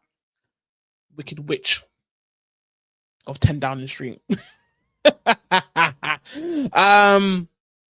But yeah, thank you for joining and hopefully you guys learned something. Make sure you subscribe to my YouTube page if you want to know when I'm next live. We talk about everything politics, social, pop culture, and we're just trying to understand things. This is In Her Opinion Live, where I talk about things within my opinion, give a little sprinkle of knowledge, and that's about it. Follow me on Twitch later. I'll be on live playing some Sims because I got some fun Sim characters that I've introduced to you guys and you guys are loving it. But yeah, talk to you guys later. Take care.